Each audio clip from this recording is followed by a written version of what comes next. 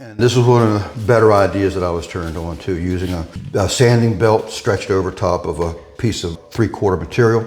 And I've seen them done to where they would cut them short and then put a wedge in the end to get the belt to draw tight. I've tried that technique. I thought it was great at the time, but the wedge kept on coming out.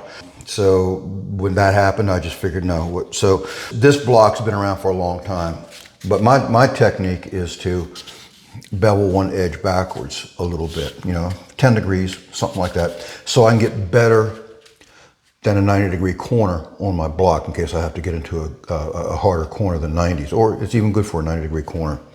But the other end's also squared. But I stretch it over top of it, and it gives me a nice uniform sanding block. Rather than doing it by hand, you can concentrate too much on one spot and dish it out.